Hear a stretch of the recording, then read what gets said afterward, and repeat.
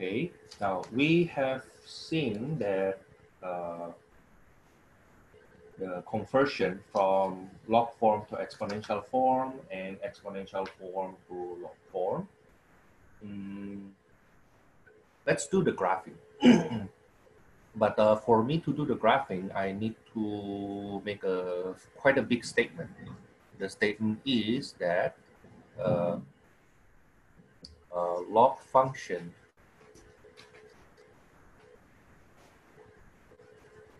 is the inverse of exponential function.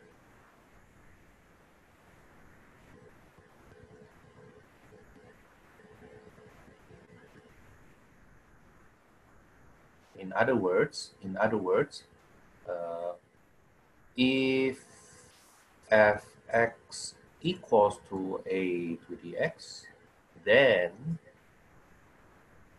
f inverse x equals to log base a of x. Okay, now little proof here, little proof. Y equals to a to the x, that's our first step. The second step, x equals to a to the y. The third step, log base a of x equals to y. So step 4, inverse function of x is log base a of x. Okay, now these little words that I have there, that log function is the inverse of exponential function, has a very, very big consequence. Now, what's that consequence? It means the graph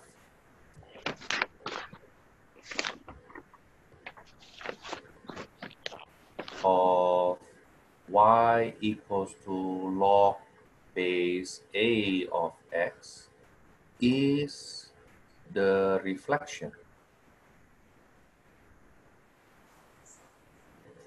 with respect to y equals to x from the graph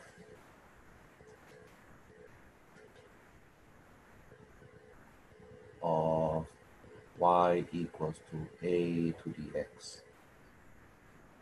Okay, let's say for example, we take a look, let fx equals to 2 to the x, and we will compare that with the graph of gx log base 2 of x. Okay, now we will do that comparison. Let me bring up my graphing software here and change my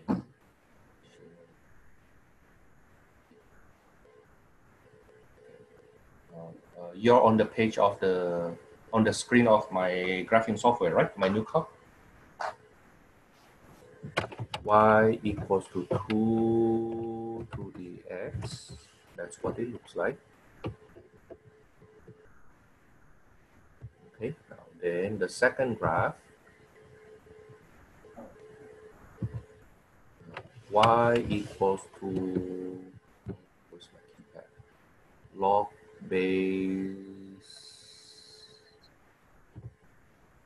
base 2 of x.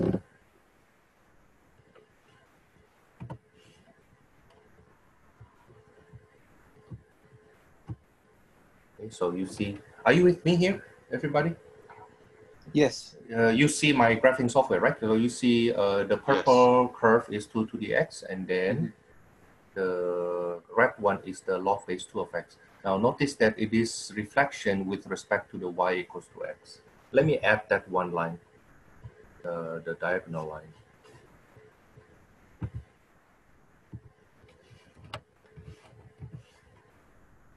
And then I take the picture here and go back to our notepad.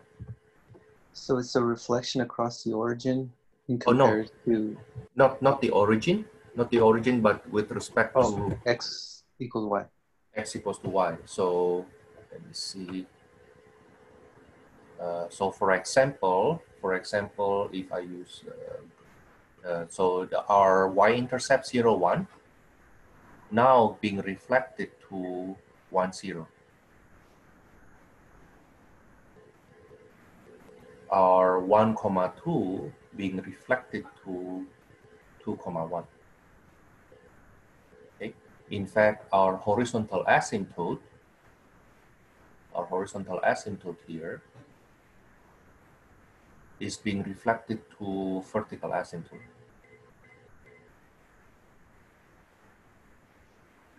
You see that?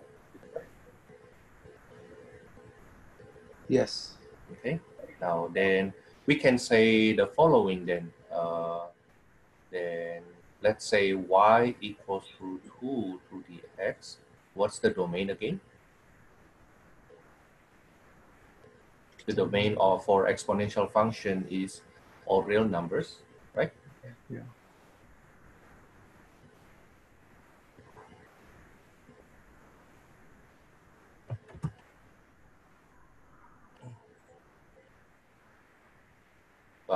How about the range for exponential function?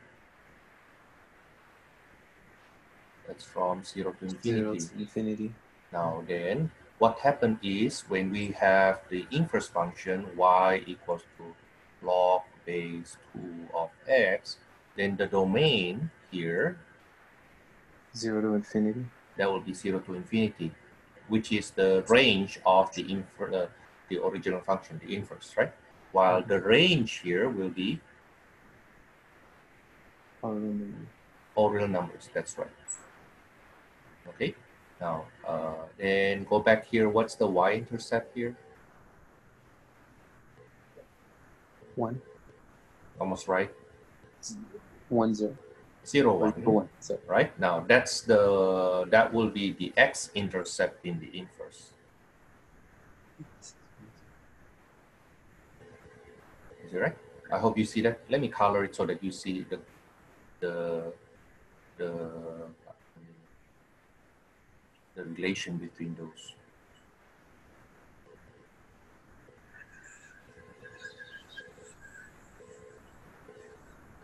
Okay, and in fact, furthermore, the asymptote here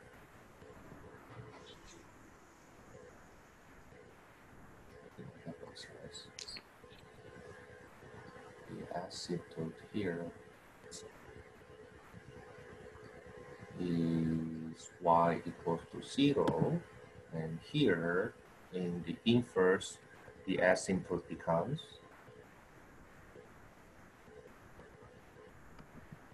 x equals to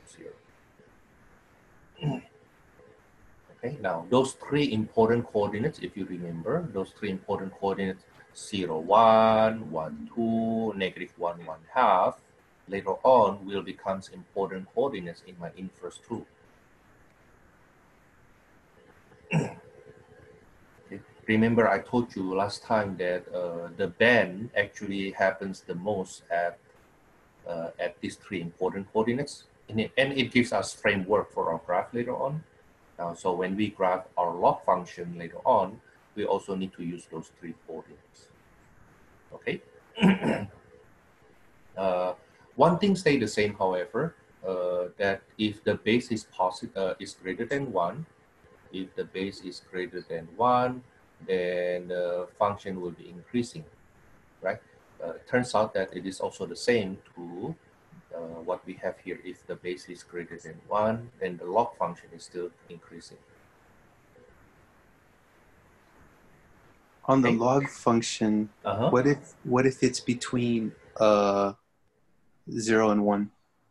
Then it will be decreasing. Let's take a look on our software again.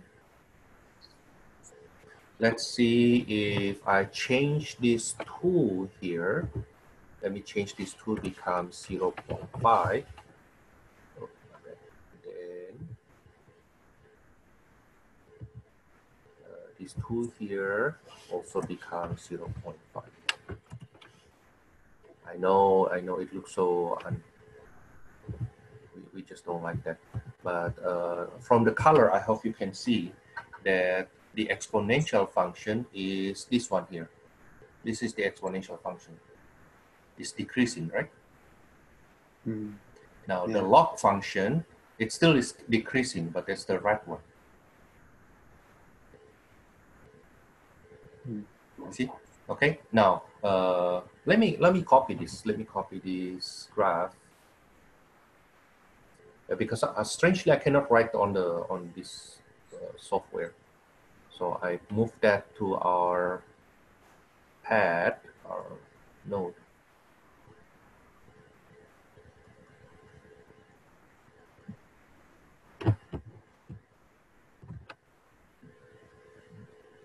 Why so far there?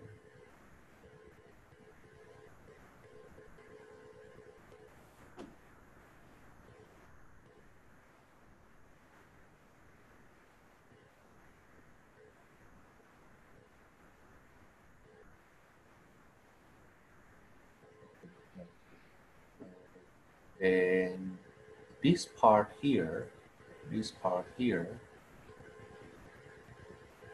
our y equals to, no, it's not visible. Y equals to 1/2 to the x, and the red one here is our y equals to log base 1/2 of x. Now notice that the rules of reflection still apply, where the y-intercept 0, 1 becomes, the y-intercept 0, 1 becomes x-intercept 1, 0, right? And then, for example, the horizontal asymptote for the exponential, the horizontal asymptote for exponential function now becomes the vertical asymptote for logarithmic function. Okay.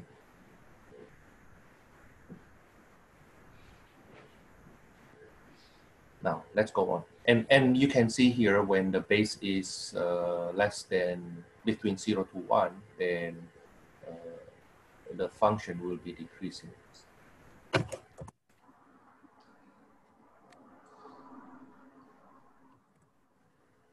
Now, then how do we use this? How do we use this? I use graphing software to graph, but then how do we use this for our, if I actually ask you to graph? So for example, if I ask you to graph let fx equals to, let's do log base 3 first. Log base 3 of x. If we need to do the sketching. Then what's the x-intercept? The x-intercept is 1, 0. And then the other two important coordinates is 3, 1. Now, Thomas, how do you remember that 1, 0, 3, 1, and the others? Well, because I memorized this way.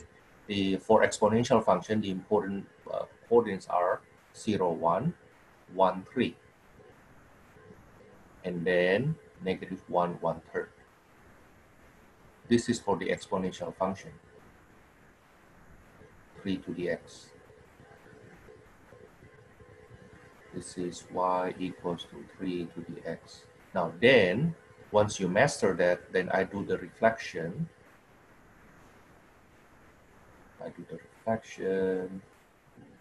And then the one here, I do the reflection also. That will be 1/3, comma, -1. So I do the reflection from this point becomes this point. Therefore, my log base 3 of x now looks like this.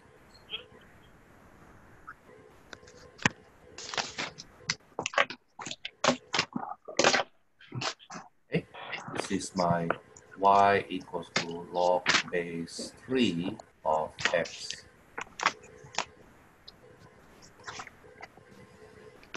Now,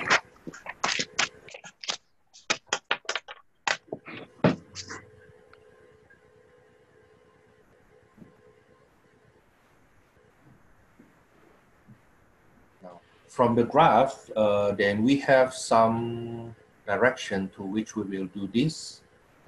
Let me tell you first what will happen from now. Okay, so we see one fact. The first fact is that log base a of x, this function y equals to log base a of x, is a one-to-one function.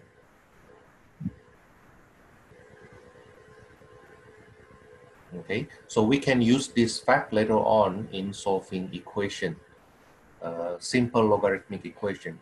Second, the domain of log function, log base a of x, is x strictly greater than a. And then the third one is we will do transformation on the graph. In other words, the third thing we learn here will be how to graph log functions when we move it to the left, to the right, upside down, so on and so forth. Okay, yeah. But let's use the first fact first. The first fact, log function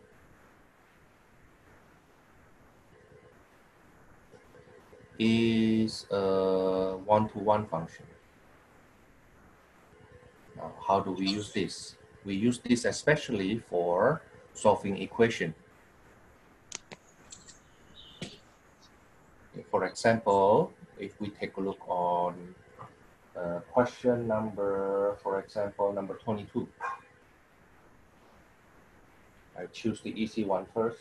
Number 22, log base 3 of x plus 4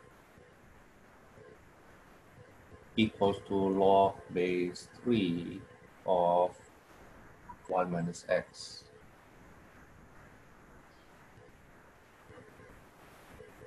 So log base 3 of blah equals to log base 3 of blah. Because of one-to-oneness, then x plus 4 equals to 1 minus x. And therefore, I get 2x equals to negative 3, x equals to negative 3 half. Okay? Now, but by the way, when you solve a log equation, you need to check against the domain of the equation. Basically, you need to make sure when I plug in this 3 half, in negative 3 half into this argument here, when you plug this in, it has to be positive. When you plug this in, it has to be positive. Okay? Now, if it satisfies the domain of the equation, then you are fine. You don't need to do formal check. You can just do visual check. When you replace that x, will you have log positive? Okay, now contrast that to number 24, for example. Number 24, we have log base 7 of x minus 5 equals to log base 7 of 6x. Then by one-to-oneness, we have x minus 5 equals to 6x. So negative 5 equals to 5x, x equals to negative 1. Now, however, when I plug that into x minus 5, so negative 1 minus 5, that's negative. Right? So you see that it doesn't satisfy the domain of the equation here. Okay, in fact, if you do likewise to the 6x, that's 6 times negative 1, that's also negative 6, which is still negative. It doesn't satisfy the domain of equation here too. Okay, that's why then for this question, after you do visual check, you will say, you cross it out, you say no solution. Okay.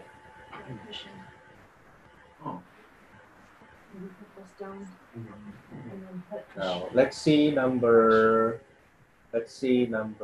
26. Can I ask you to do that, number 26? Add some cushion. Let me try it.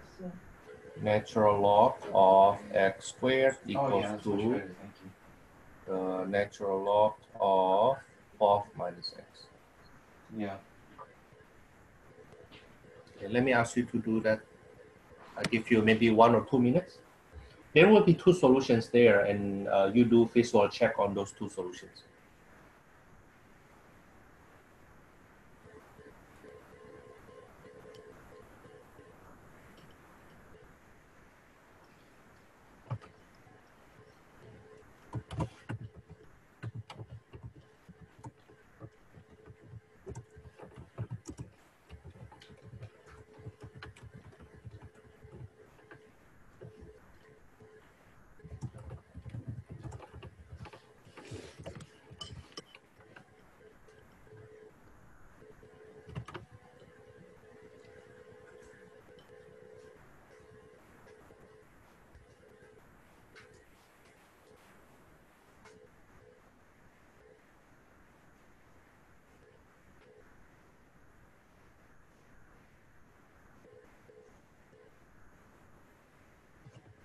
-3.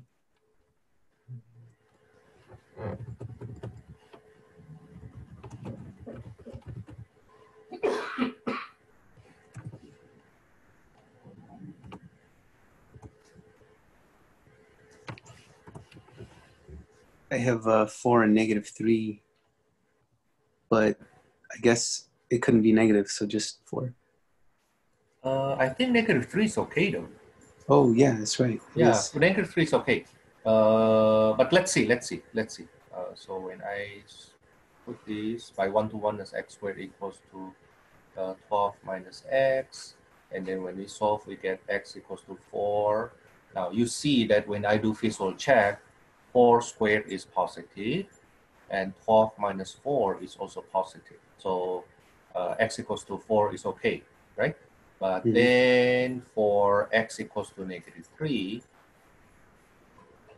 -3 squared, -3 quantity squared, it's positive.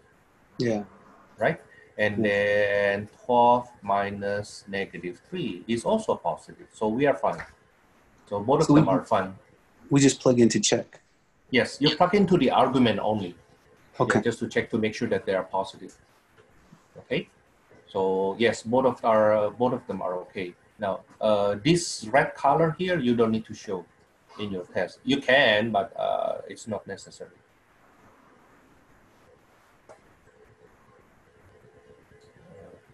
Don't need to show. The checking that you need to show of all the things I taught you so far, the checking that you need to show, and it is part of the formal procedure, is when you are solving radical equation with even index, like square root. When you solve square root equation, you need to formally check that. Okay, that's part of the formal procedure. But other than that, it's just formal, informal checking, the visual checking, we call that. Okay, now let's see further. How about number 30? How about number 30? We have log base 4 of x, log base 4 of x equals to -3/2. Now, this is not log equals log. This is log equals number. So we don't need to use one-to-oneness, but do you remember what we need to use?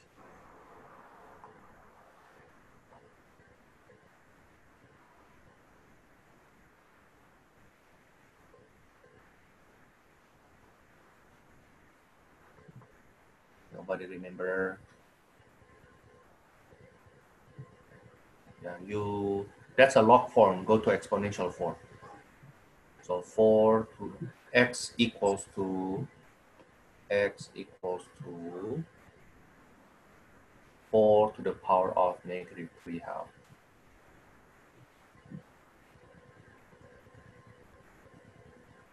Now, of course, how to compute that? Then we can do, to get rid of the negative, that's 1 over 4 to the 3/2, right? And then, can you go on from there?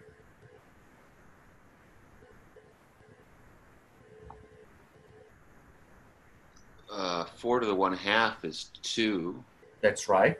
So that's 2 to the 3rd. So that's 1 over 8. That's correct.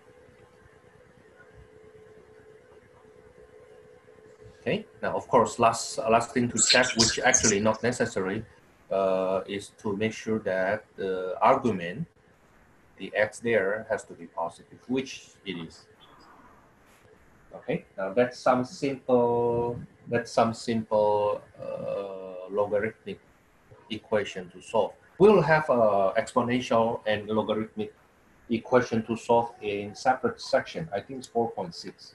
Yeah, it's in 4.6. That's when we deal with the hard one.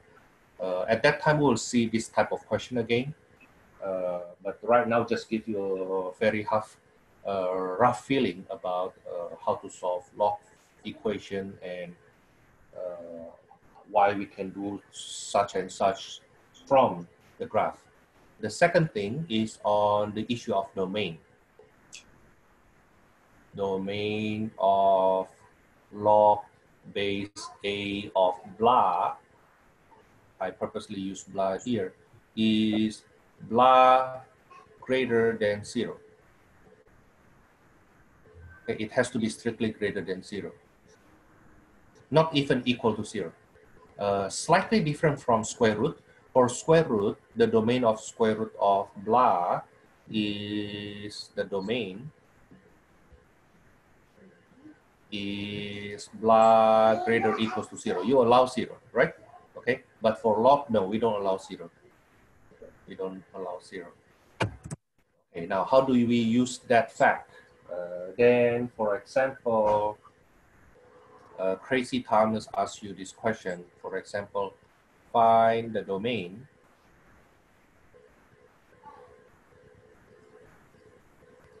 of log base 3 of x squared minus 9 over x squared minus 3x minus 4.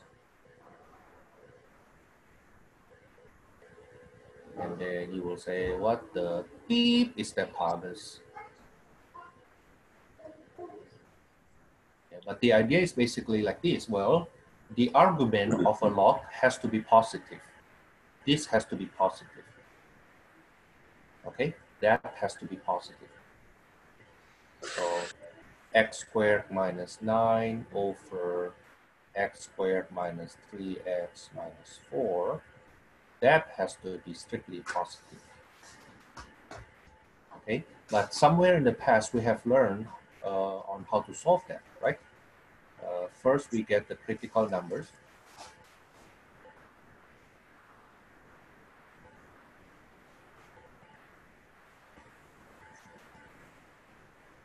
X plus 3, x minus 3 over x minus 4, x plus 1. So the critical numbers are x equals to negative 3, x equals to 3, x equals to 4, x equals to negative 1.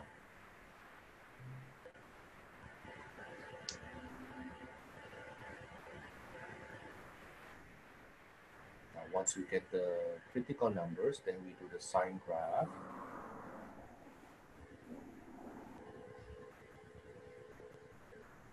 And those are negative 3, negative 1, 3, 4. It's 0 here, it's 0 here, it's undefined here, undefined here.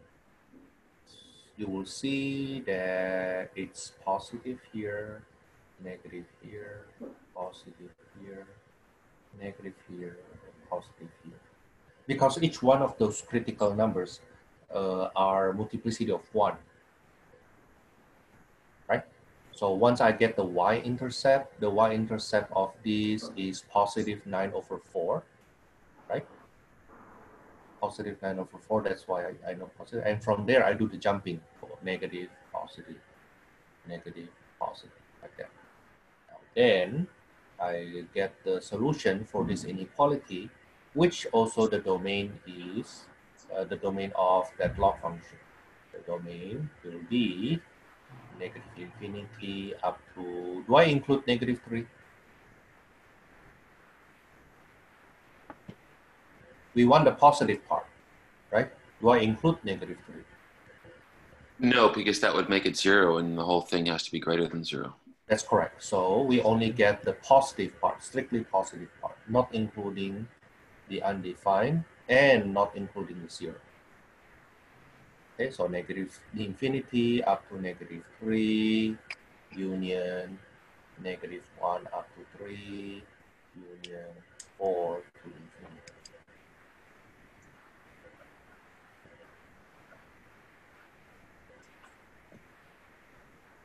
Okay, that's to find the domain of log. Basically, even though we talk about log function here, when I ask you the domain, you suddenly have an inequality to solve. Yeah. Of course, if the inequality is linear, simple one, that's easy to do. But in this case, for example, it's not that easy, right? Once we see, oh, you know what, it's non-linear inequality, so I need to do those 3 steps. Okay, critical number, sign graph, and the solution. Okay, now I will focus on the graph right now.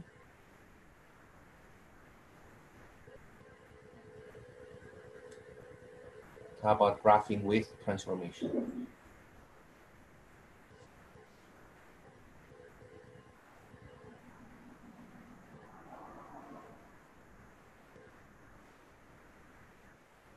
Let's say, for example, we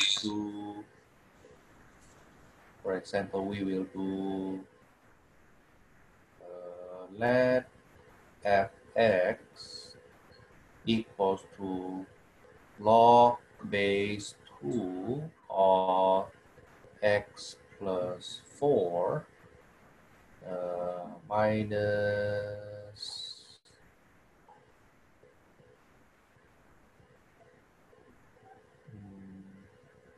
3. I think this is a very, very common log function that I asked. One student once said that that student saw this function like 4 times in my old test. And then I told that student, I forgot if it's he or she, I said that it's actually more than that. It's actually more than that. Okay, let's answer. Oh, by the way, hold on. Did you finish copying that? If you copy the previous word? Yes. Good? Yes. Mm-hmm. Then the first question will be, what's the domain of this function? We know the range will be all real numbers, right? Yeah. But how about the domain? Greater than 4.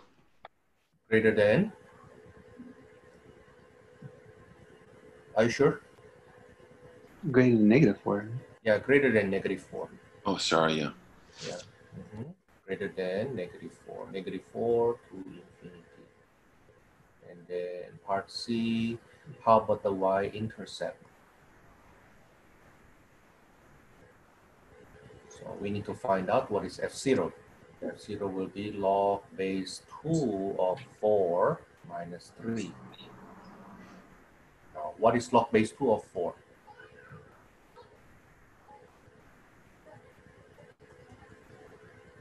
Two. That's 2. Log base 2 of 4 equals to blah. that implies 2 to the blah equals to 4. That's how I do it, okay, at least for now. Then from there we see, oh yeah, the blah must be 2, okay. Now then 2 minus 3 is -1. So the y-intercept is 0, -1.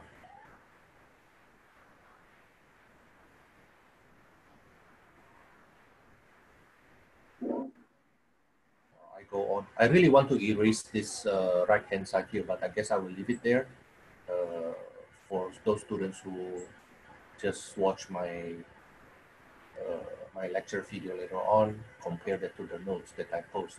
Now the next question is, what's the x-intercept?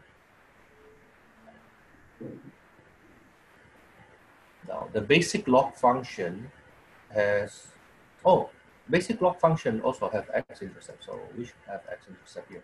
Because the range is all real number, right? So we must have x-intercept. Okay, so 0 equals to log base 2 of x plus 4 minus 3. Now then we solve this as a log equation actually. So I move the 3. Now notice that this is a log form.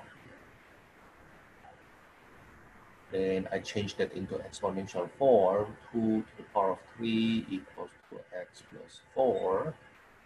So 8 equals to x plus 4. So x equals to 4. So the x-intercept is 4, 0. Okay. Now, part E, let me just do it here. How about the asymptote?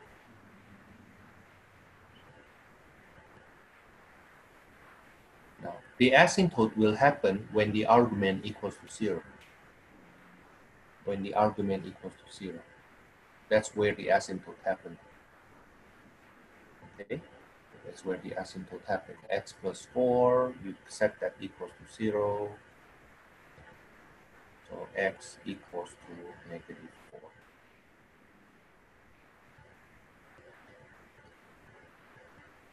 Okay, now let's see. Give me a second. I want to get my graphing paper.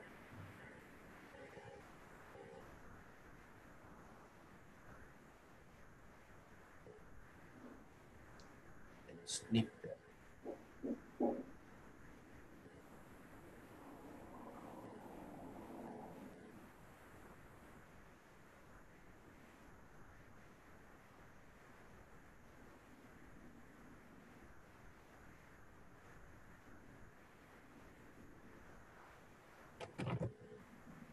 This is my graphing paper. I hope you have all the informations we have earlier.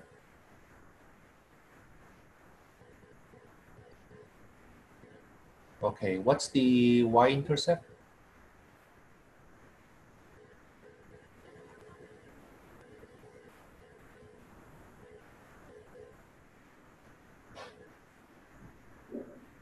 What's the y-intercept?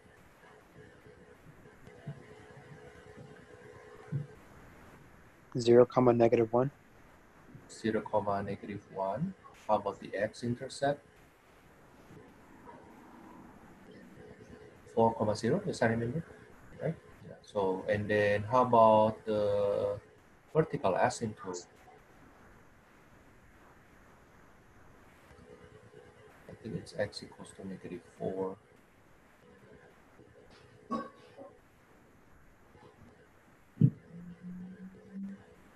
So this is x equals to -4. Okay, that's the information we have from that right now. Then let me go do the following. This is base what? This is base 2. Okay, so originally the graph of log base 2 of x is have these 3 coordinates. 1, 0, 2, 1, 1/2, -1. Now then I will move that how many units to the left? 4. 4 to the left. So 1, 2, 3, 4. And how many units down? 3. 3. 1, 2, 3. So one of the coordinate in the new function is here. Now I will do likewise for the other two coordinates. Let's say 2, 1, move 4 units to the left, and then 3 units down. That's the new coordinate.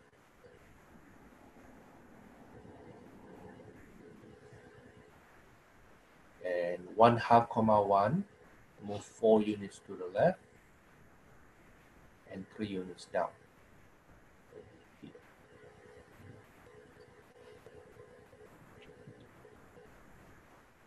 Now I can pull the graph. Let me use what color? Let me use red. I keep using red. So the graph of the transform function will be like this. And the one here go to the asymptote. Like this. Okay, so this is now y equals to log base 2 of x plus 4 minus 3. Now, the thing is, you need to memorize the log base 2 of x. The graph of log base 2 of x is the one here. Remember that? Okay, now that's the one you need to memorize.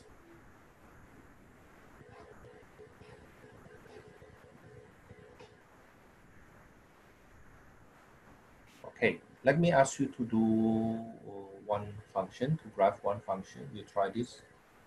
For example, let fx equals to log base 2 of x plus, let's say, plus what? Plus 2, and then minus, maybe minus, should I do minus 1? Yeah, minus 1, why not?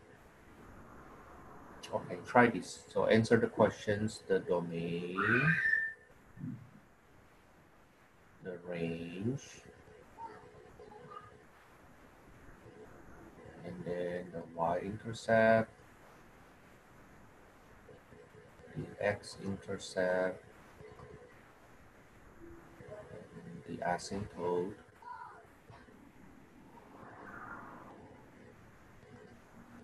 and then sketch the graph. Okay, let me give you, let's say 7 or 8 minutes from here.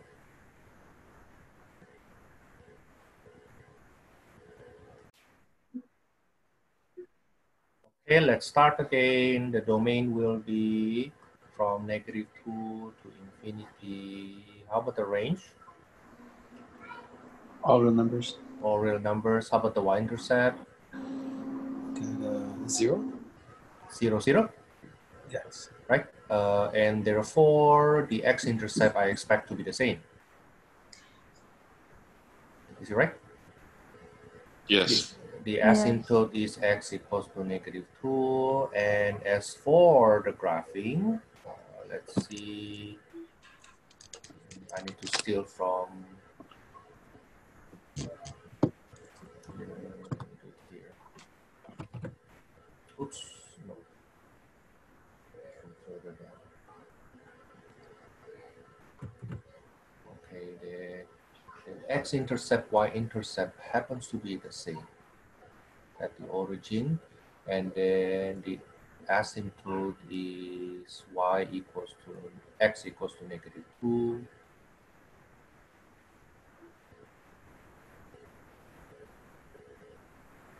That's x equals to -2. So now I need to figure out the other 3 important coordinates.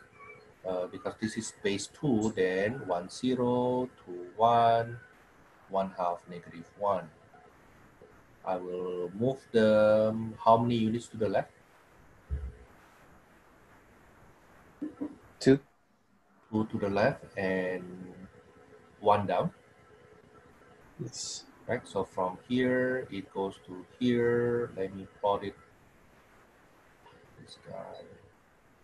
And then from here, 2 units to the left, 1 unit down. That's our X and Y intercept. From here, 2 units to the left, 1 unit down. Up. And I get this.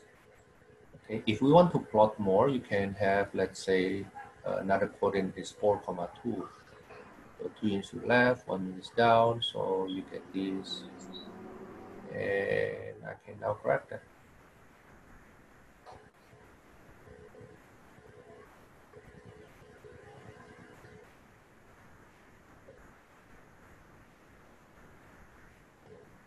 In your test, when I say plot 3 all important coordinates, okay, you can just like bubble it a bit thicker here. Okay, and that's good enough. Okay, that's for the graph of some log functions. Now, I want to go back to 4.2. Now we are ready to answer some important questions from that exponential functions. The word problems. I wonder if you remember, we have some recall that we have some discussion on the amount equals to AT equals to A times, let's say, E to the KT. I wonder if you remember that. I think it's RT. RT? Okay, let's use R.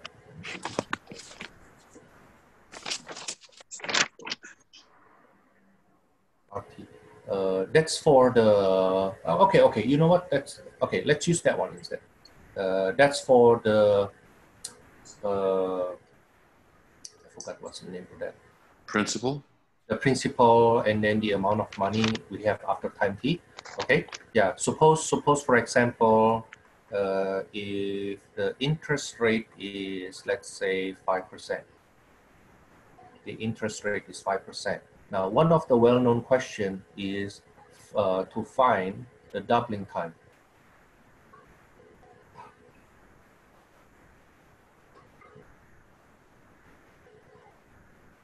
Doubling time is the time that we need to find the t. That's the t such that AT equals to twice the amount of the principal. Basically, doubling time is the time I need to double whatever the input, the P in this case. Okay, now let me say, like for this question, for this example, AT equals to PE 0.05 T. Okay, now then what is the doubling time? Doubling time means the AT is twice the P, right? Okay. And then I divide by P, I get 2 equals to E to the 0.05 T.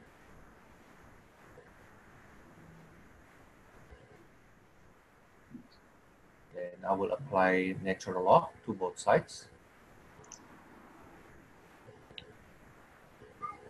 I basically changed that into logarithmic form. I changed that into logarithmic form, and then I divide by 0.05. Natural log of 2 over 0.05. Okay, so in general, the doubling time is, in general, the doubling time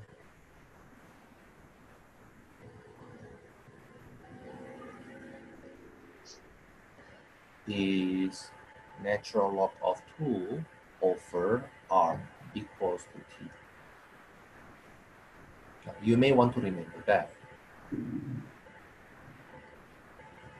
Now notice that when it comes to saving the compound interest, of course, the money is growing. The money is growing. Now, how about if we are talking about decaying? Let's say the question we have at that time on problem number 38. Problem number 38 on section 4.2. We have that the amount of the drug in our blood is AT equals to 10 times 0.8 to the T.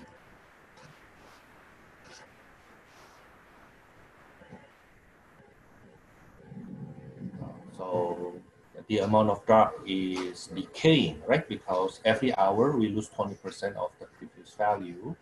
So the half time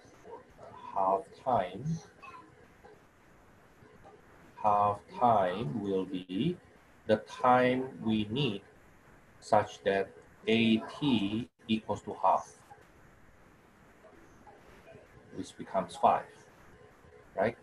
Then, so basically you will see that 5 equals to 10 times 0.8 to the T. Divide by 10. Now you see the 1/2 here.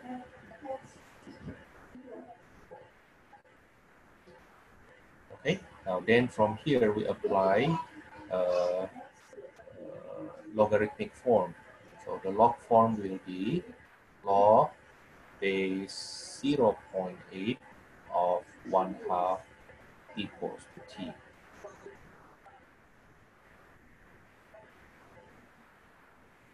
And the big question is how to compute this by calculator.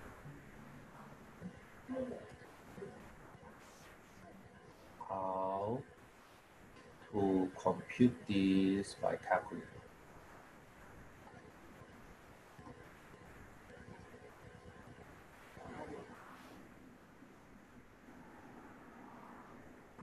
I can teach you now how to do that. We will use something called change of base. Change of base, which we will learn later on, but we will just use it right now, which says that log base A of B is equal to log B over log A. Also equals to natural log of B over natural log of A, if you use calculator. Because our calculator only have base 10 and base E, so you can use either one of them.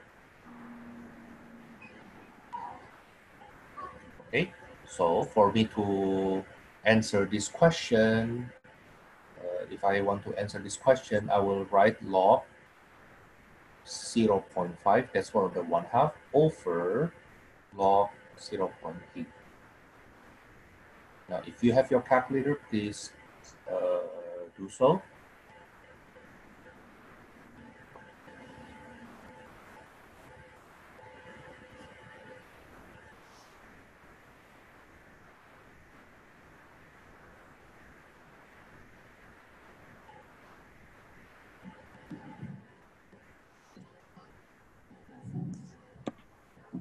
$3.1062. Right. Give me a second.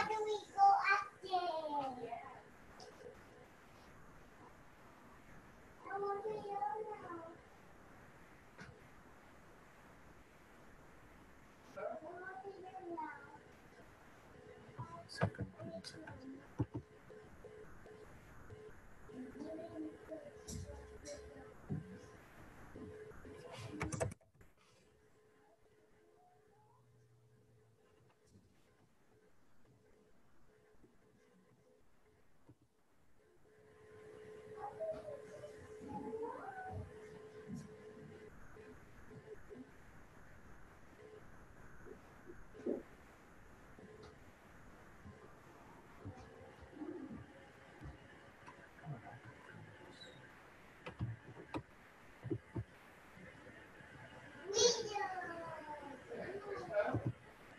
Let me show you my graphing calculator.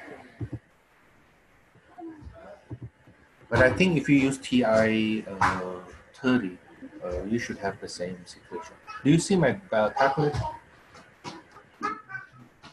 Yes. Okay, so I will use log 0.5. Don't forget to close the parentheses. Okay, divided by log 0.8. I get 3 point something. Is it what you get earlier, Eva? Yes. Yes. Okay, great, good. Okay, so yes, Rena. And my calculator, I can actually do different bases in my log. Oh, what calculator is that? TI-36X Pro. It's not expensive. Oh, that's the one I recommend. One of the calculator I recommend. Oh, great then.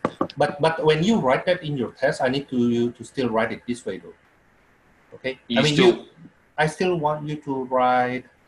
I still want the log over the log. Yes, I still want you to write this. Okay. Okay. Yeah. Oh, I didn't know that TI-36, the newer one, already have that. It must be the newer version. Yeah, so can you help me reading it again? What that's T equals to what? T equals to 3 point what? 1062. 1062. One more digit, please. Oh, I only got 4. Let me do it again. Oh, okay. That's fine. Let me look at my 8. 8. Okay. So that's 8 here, and this must be in hours. Okay. In general, that's how we actually work it out, the half time. Okay. Now, sometimes they don't tell us the initial value. Don't worry. Suppose they don't tell us this 10. Suppose they don't tell us this 10 here. Okay. Suppose they tell us AT equals to the initial amount A0, 0.8 to the T. Now, then I will replace this AT here becomes 0.5 A sub 0.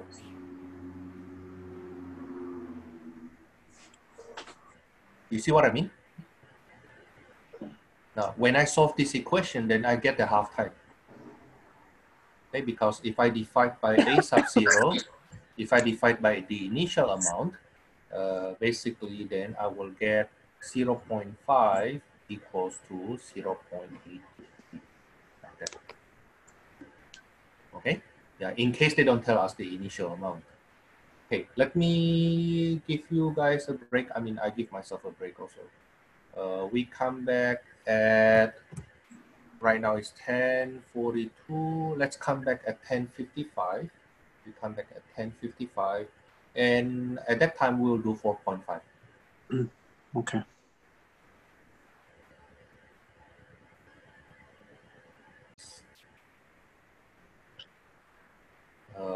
To remind ourselves, basic properties. The first one is log base A of 1 is for A greater than 0 and A is not equal to 1. Log base A of 1 is 0. Now, how do we get that? Proof. Let's say log base A of 1 is x. Then A to the x equals to 1 in exponential form, right? But A to the x equals to 1, we can rewrite that 1 as A to the 0, remember? And by one-to-oneness, x equals to 0.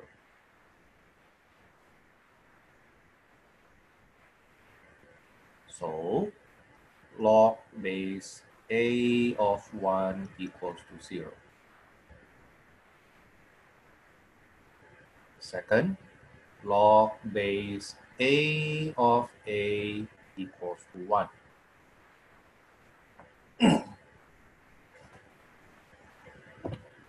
Basically with the same proof, let's call that log base A of A equals to x. So log, then a to the x equals to a, and I will rewrite that a as a to the 1.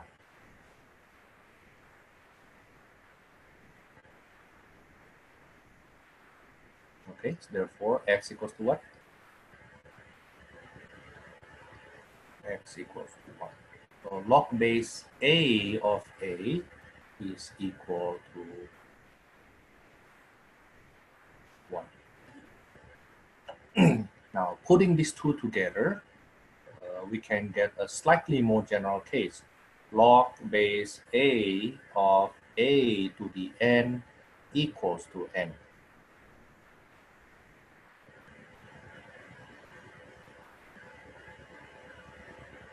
And the proof is quite similar. I will still show you the proof, but I hope at this point you already have your instinct. Okay, so first, if I don't know log base a of a to the n equals to what, call that x first.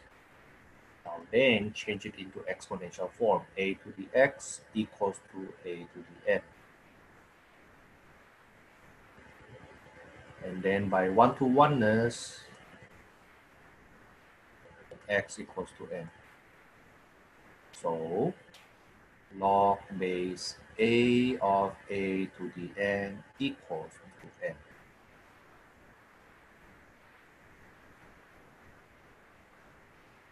Now, if you think about why I say this property, basic property number 3 is the generalization of basic property number 1 and 2, is because we can write log base a of 1 as a to the 0.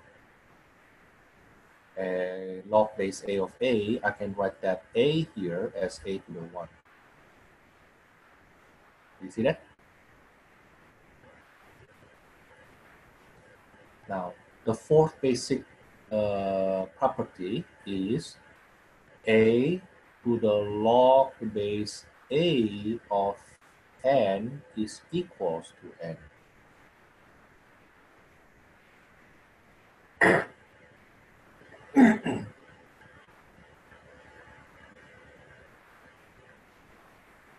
How about the proof?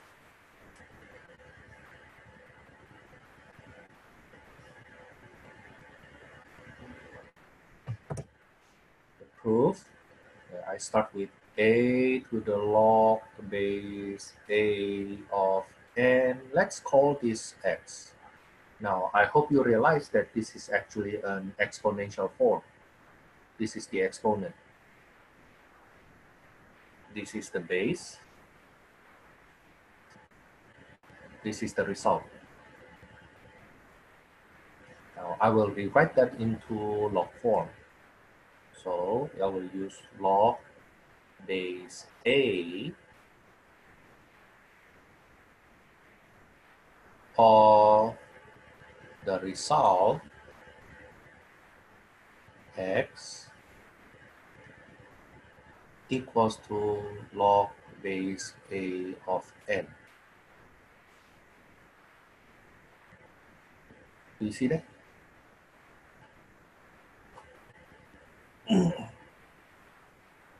What I did there, I change it to log form, and then log function is one-to-one, so using one-to-oneness, x equals to n.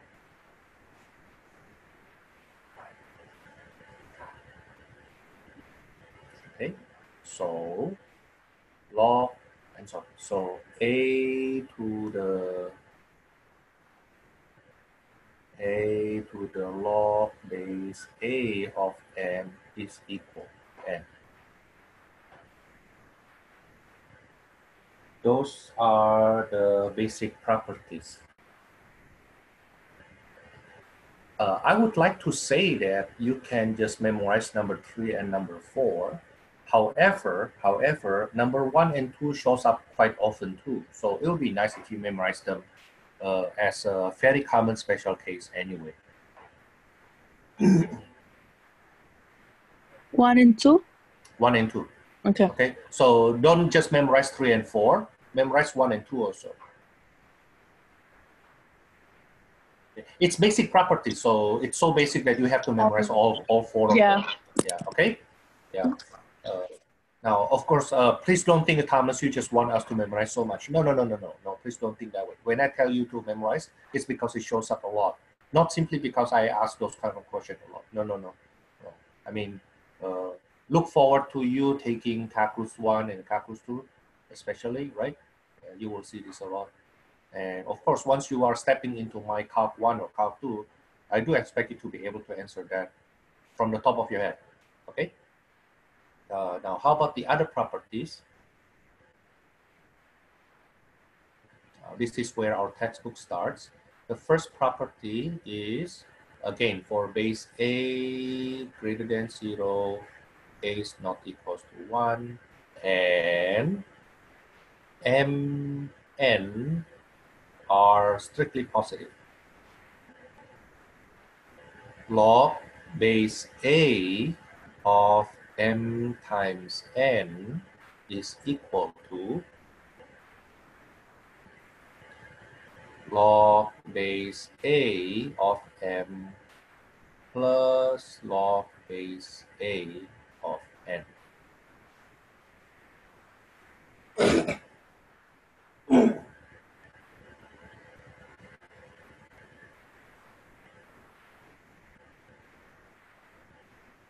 Second, log base A of quotient equals to difference of logs.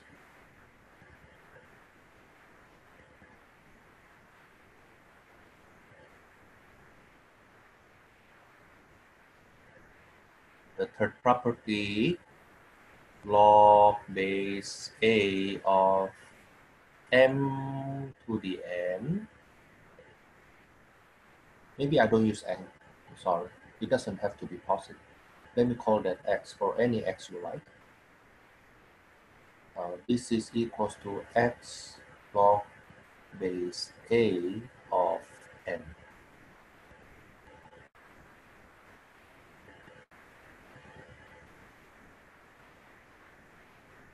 You can see the proof in your book, but let me go over one proof here. So let's say I prove number 1. Prove the first one. I want to prove log base A of m times n equals to log base A of m plus log base A of n. Basically, log of product equals to sum of logs. And let the proof starts here. Let me call P equals to log base A of m. So this is what I call my P. That's what I call my P.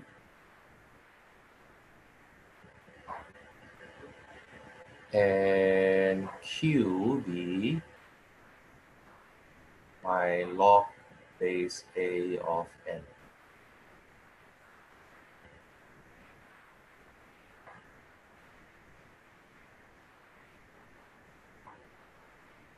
Now, rewrite each one of them in exponential form. So A to the P equals to m, and also A to the Q equals to n. Is it right?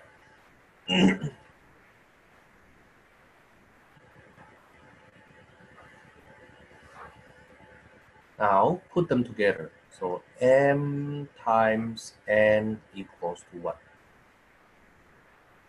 N will be A to the P. A to the P. And the N will be A to the Q.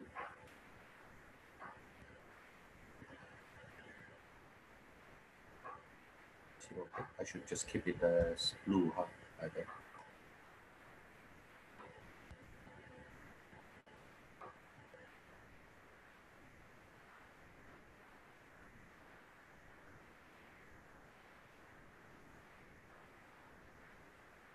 What happened on the right-hand side though? This is a to the p plus q.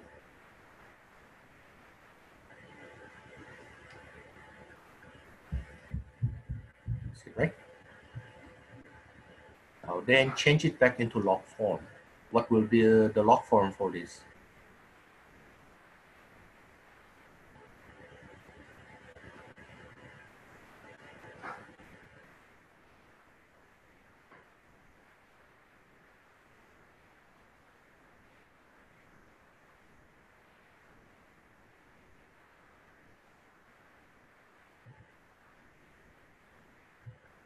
The log form for this will be log base a of mn equals to p plus q.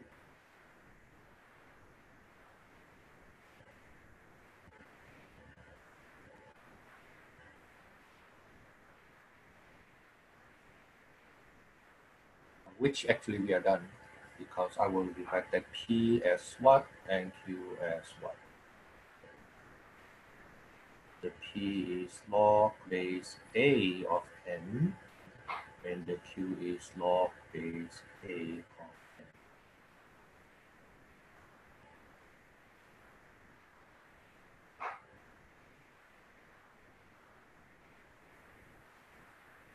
n.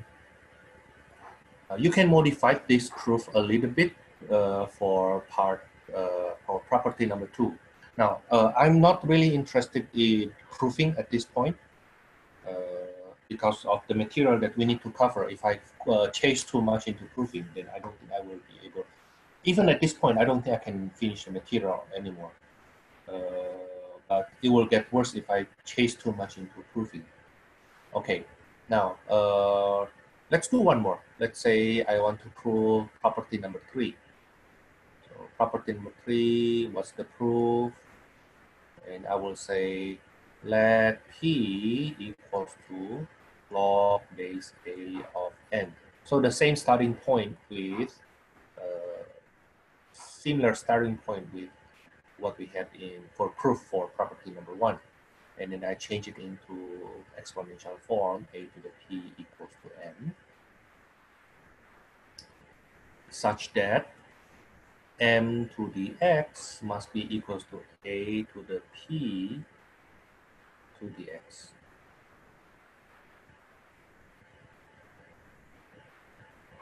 Such that by power rule, this is a to the px equals to m to the x.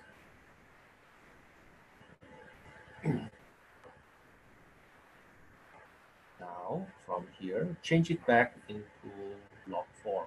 That's log base a of m to the x equals to px, which is x log base a of n. Okay, that's the little proof for part 3. But of these 3 properties, the one that give us the very strong foundation is the first one, first property. Now, for the third property, is basically saying the following: log base a of n to what power? You can bring the power to the front. Okay, while this guy here still intact. Okay, just keep in mind that the exponent has to be the exponent of the argument, the m. Okay, now that's for this basic property. Let me insert the last one right away. Change of base formula. Change of base. The main reason you learn change of base here is to use calculator, but it is actually more general than just for using calculator. For log base a of b is equal to log base p of b over log base p of a for any legitimate base p, i.e. E. In other words, the P has to be positive and yet cannot be 1. Now, of course, if you choose the new base to be 10, if you choose the new base to be 10, then the P is 10, that's log base 10 of B over log base 10 of A. Or if you choose your new base to be E, it becomes natural log.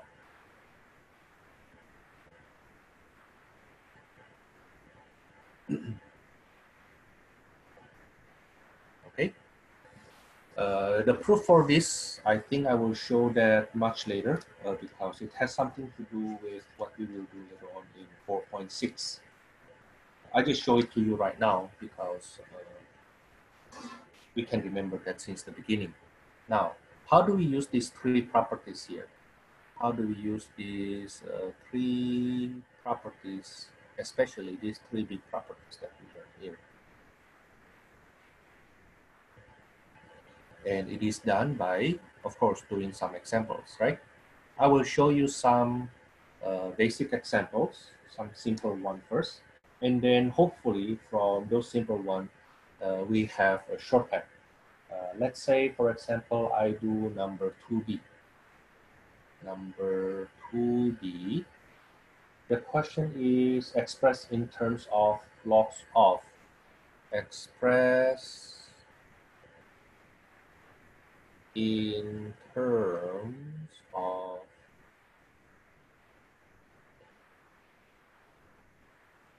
log x, log y, log z.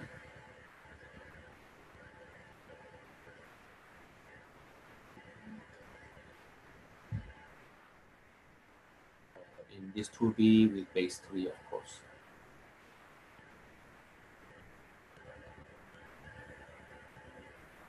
Of this question, log base 3 of xc over y. Now we will see this as log of quotient. That's what I will do first. And it will be using property number 2. I have log base 3 of xy minus log base 3 of y.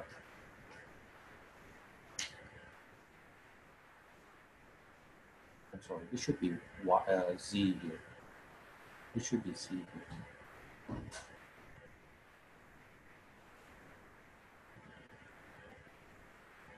Now then, I still can break this up. I still can break this up here. This is log of product, right? So if I break it up even further, that will be log base 3 of x plus log base 3 of z. You see what I mean?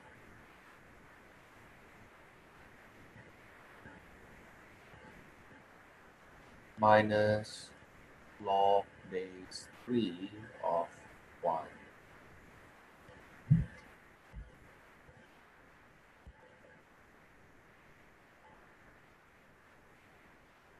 So far so good.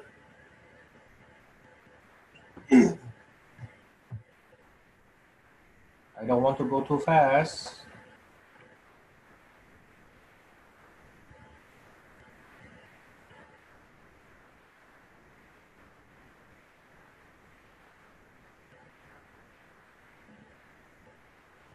Okay, nobody say anything. So I go on to number 4. Number 4, express in terms of log x or log y, log c, or log w. Log base 4 of y to the 5th w squared over x to the 4 c cubed.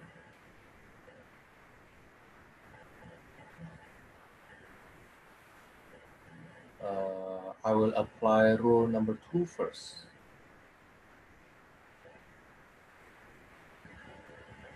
then this will be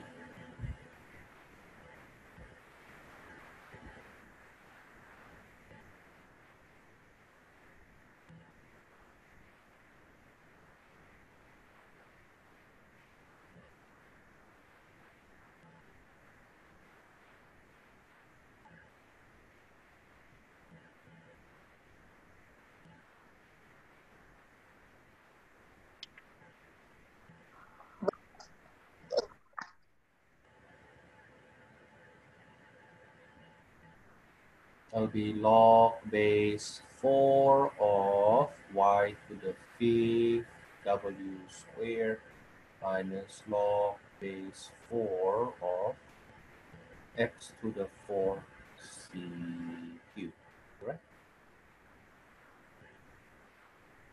Now then for each one of them, I will apply rule number 1. So you will apply, please do it. So you will apply rule number 1 here, and also rule number 1 here. Okay, let me give you 1 minute to do that.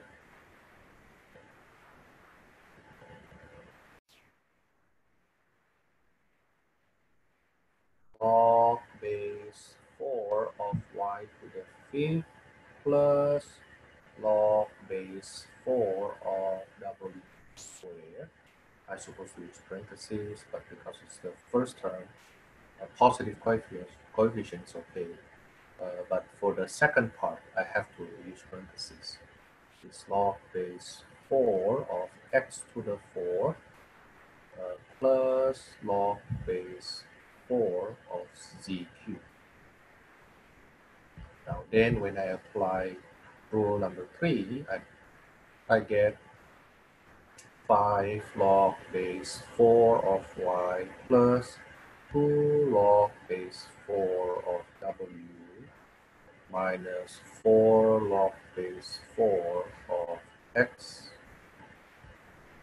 plus 3 log base 4 of c. Finally, I distribute the negative, open the parentheses. Basically, I get 5 log base 4 of y plus 2 log base 4 of w minus 4 log base 4 of x minus 3 log base 4 of c. Write it down first, and then we will do some little summary.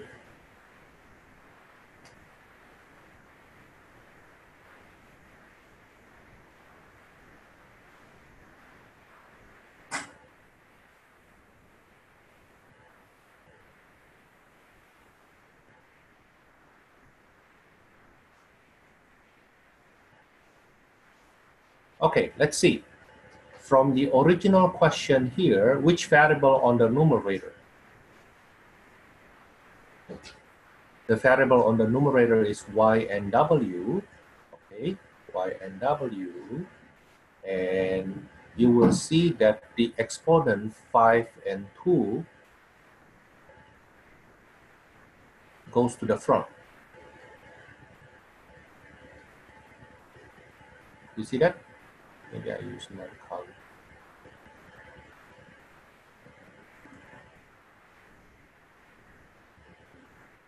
On the other hand,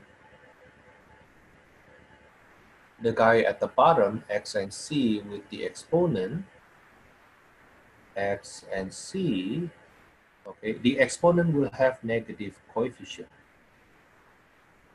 You see that?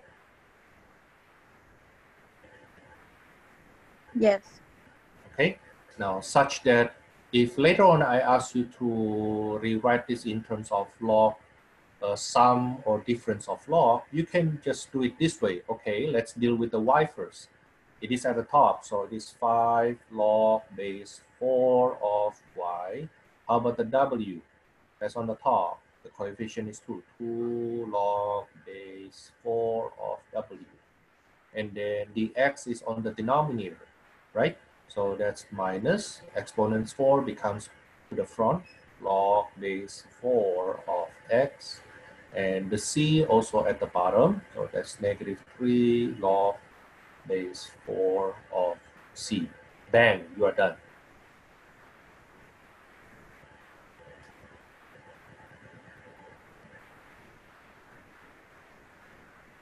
Okay, now let's use that idea to do number 6 and later on number 8.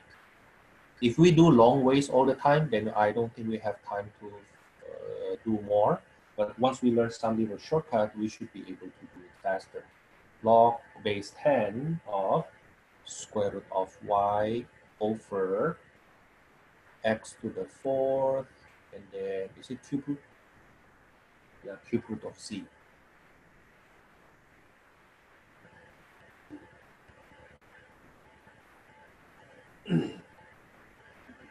Okay, let's do this first. Let's do the term for y.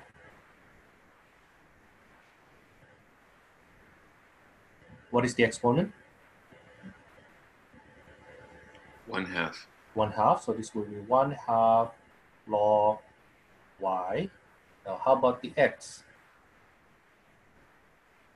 4. 4. But it is at the bottom, right? Mm. So it Yes. becomes, Well, negative.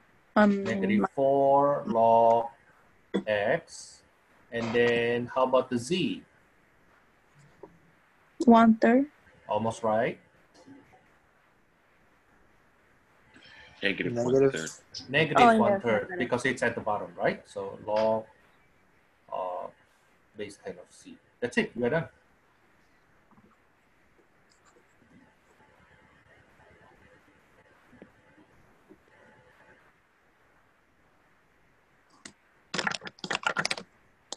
Okay. How about the other one? At least more complicated, seems like. How about number 8? You do it. Number 8, natural log of x times cube root of y to the 4th over c to the 5th.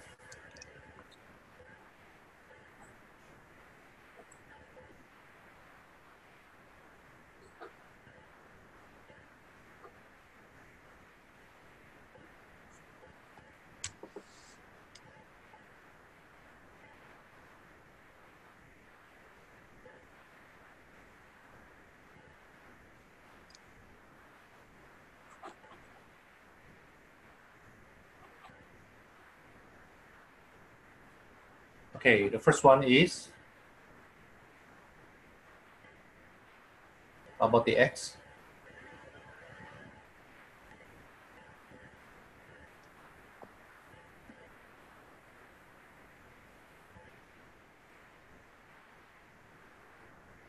So we have 3 parts. This guy, this guy, this guy. So do the x first. X natural log of x. No exponent, right? Okay. Now how about the y? Positive or negative? Positive.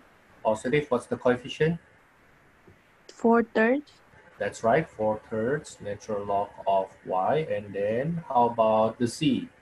Positive or negative? Negative 5/3. Negative 5/3 natural log of c.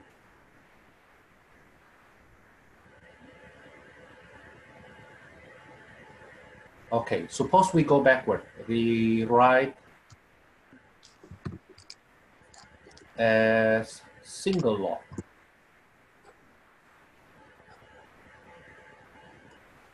Number 12. 5 log base a of x minus 1/2 log base a of 3x minus 4 minus 3 log base a of 5x plus 1. Now, of course, you can do the slow motion if you like. Let me just do a little slow motion. So this is log base a of x to the 5th minus log base A of square root of 3x minus 4 minus log base A of 5x plus 1 cubed. Is it okay?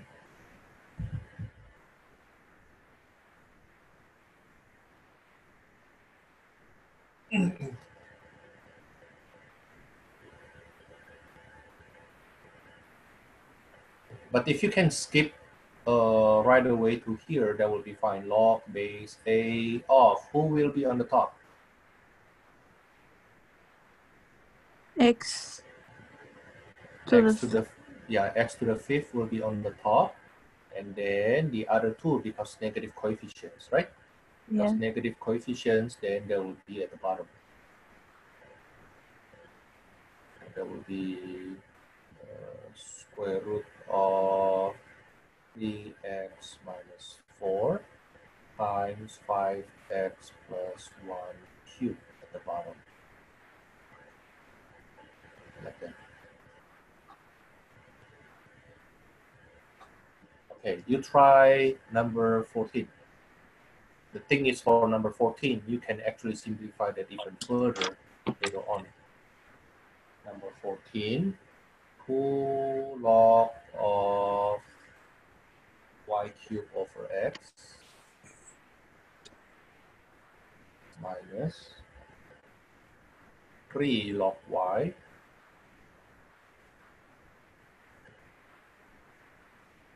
plus 1/2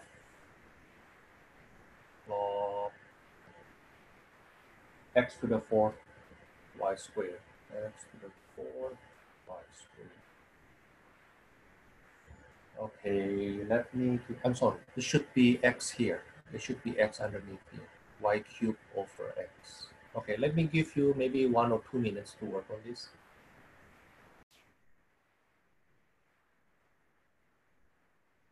Put them together. This is log of y to the 6 over x squared. That's for the first term, right? And what happened to the second term?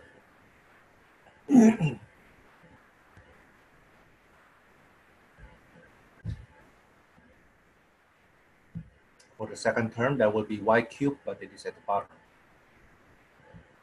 Is it right? And then for the last term, that will be on the top, square root of x to the 4th y squared. Now let's simplify. I will do the square root first. So y to the 6th over x y cubed. I get x squared here and then y here.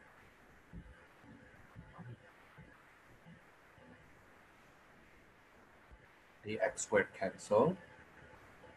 Right, so I get log y to the 7th on the top over y cubed at the bottom. Then I get log of y to the 4th.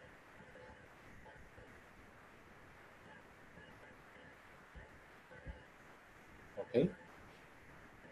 Now in the next basically 15 minutes, I will go on to the second part of this section, which is solving another basic log equation.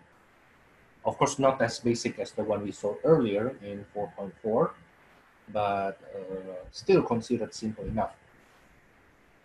Keep in mind the following.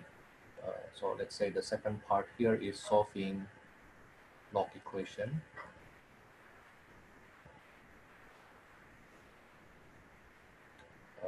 Keep in mind that first, the domain of log blah is blah to be positive. In other words, once we're done with our work, once we solve the equation, we need to check against the original domain, the domain of the original equation. And we can just visually check that as long as the argument of the log As long as the argument of the log is positive, then we are fine. Okay, now second, you will see the technique I use in this part here actually boils down to two parts. First one, if I have log base A of blah equals to log base A of lay, so you have the same log, the same base, okay? Then if they are the same, then by one-to-oneness, the argument must be the same. That's if you have both sides with logs, each side a single log. Now, the second technique that I will use is if I have log on one side and no log on the other side. If you have this situation, this is basically the log form, then we will change that into exponential form. That is, the star equals to a to the pound. Okay, those are the techniques that basically I do here. Let's do some easy problem first. For example, number 20. 3 log base 2 of x equals to 2 log base 2 of 3.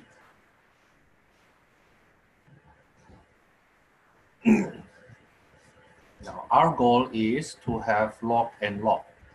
Log on the left-hand side, log on the right-hand side. On the left-hand side, I write it as log base 2 of x cubed. And then on the right-hand side, I will write that as log base 2 of 3 squared. Are you with me?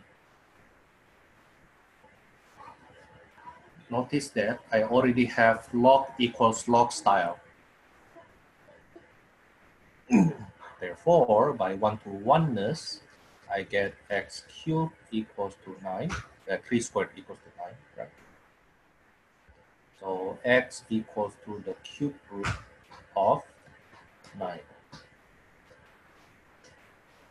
Now, then you check against the domain of the equation. Is this positive? The argument, if it is positive, then we are fine.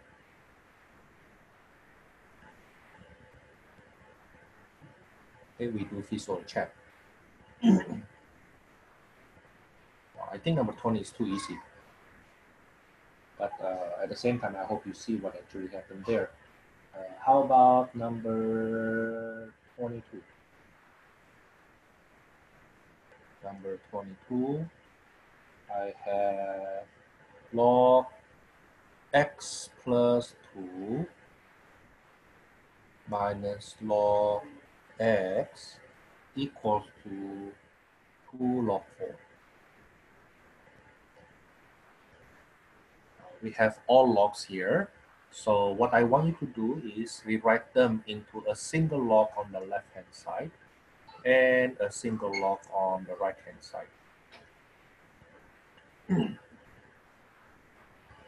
On the left-hand side, that will be log what? What's the argument?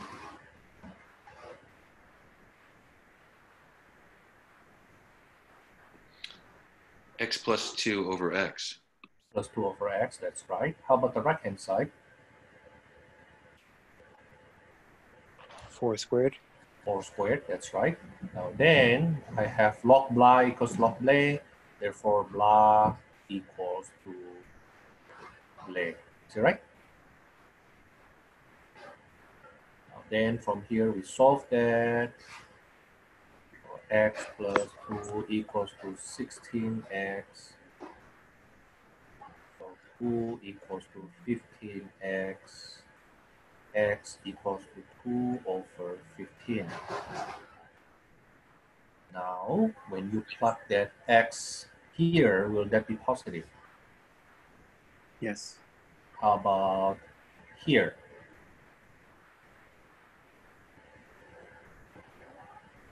Will that be positive inside the log?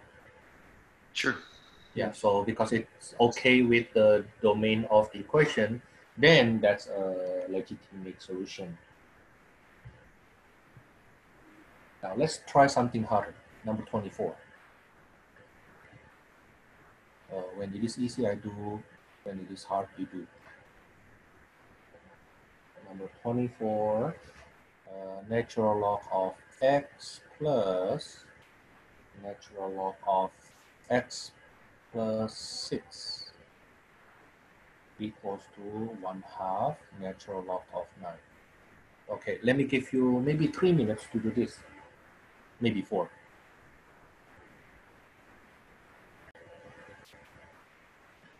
A single log on the left-hand side, there will be natural log of x squared plus 6x, I distribute it by the way, equals to natural log of 9 to the 1/2 is 3.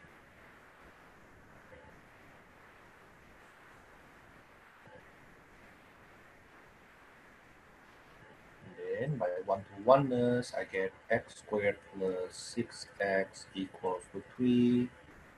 I don't think that's factorable if I move the 3 to the left-hand side. Let me just go ahead to completing the square. So what number do I add? 9. 9, that's good. So I end up with x plus 3 squared equals to 12. So x plus 3 equals to plus minus 2 square root of 3, right?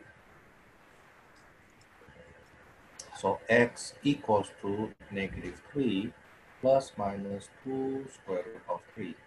Now remember in the past, I always want you to split it. And the reason is for the following, what we have here, -3 plus 2 square root of 3 and -3 minus 2 square root of 3. Now, the thing is we need to check against the domain of equation. Will that be okay here for x1? Yes. Because -2 plus radical 3 is greater than 3. Yes. When I subtract by 3, that's still positive, right? Okay. Now, of course, for this one here, when you add 6, then will still be positive. Now, what happened if with x2? When x2, will that be okay here? Or the first one? The first No. one? No, it's not okay. So I cross it out. Boom. Now, if you didn't split that down here, from here you didn't. If you didn't split that, you will not realize that one of them worked and the other one not working. Right? That's why I want to split. Why I wanted you to split your answers at that time. Okay. Now that's for number 24. Let me do one more question. Let me do one more question. This one has something to do with the last style. Suppose I do number 32. Number 32. That's log base 10 of x plus 4 equals to 2 minus log of x minus 2. Now we have a term without log here. So what I will do is I will move this guy. I will move this guy to the left. Okay, basically I separate the terms with log, the terms without log. That's log of x plus 4 plus log of x minus 2 equals to 2. And then I make it single log. That's log of x plus 4 x minus 2 equals to 2.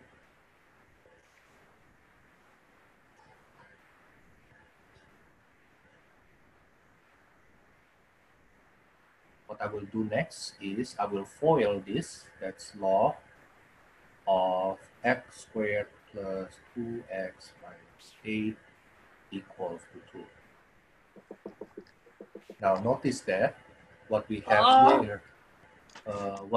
there is already the last style, log base A of blah equals to something else without blah. And then the plan is if we have that situation, we will change that into exponential form. You remember that? So my next step will be x squared plus 2x minus 8 equals to what?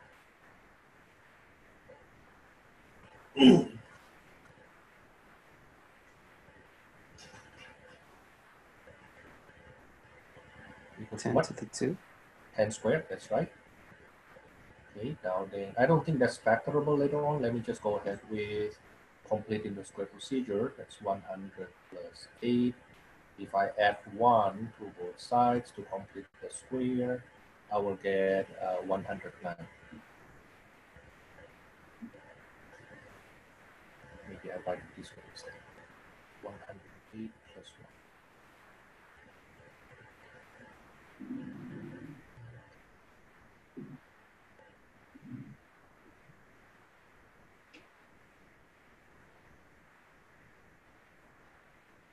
Furthermore, so I get x plus 1 squared equals to 109.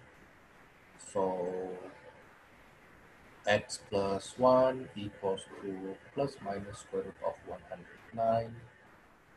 X equals to negative 1 plus minus square root of 109. Now we will split it to see which of these two solutions satisfy the domain of the equation.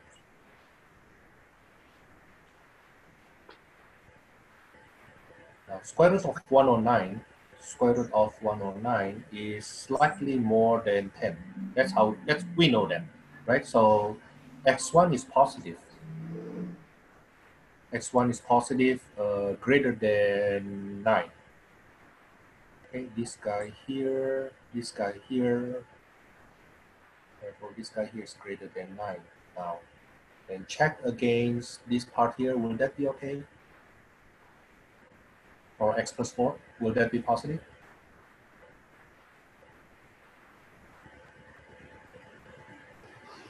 Yes. How about this one here? Will that be positive? Yes, but x2 it won't work. Yeah, x2 will not work, that's right. Okay, so you will see that x1 will be okay for the domain of equation, but not x2. I guess that's where I will stop. Well, I have to stop here anyway. Your suggested homework will be for this 4.5 will be number 1 to number 37. And then for 4.4, I think I should say 4.4b because we did part of that last time. That will be number 21, number 21, 33. Can you do more than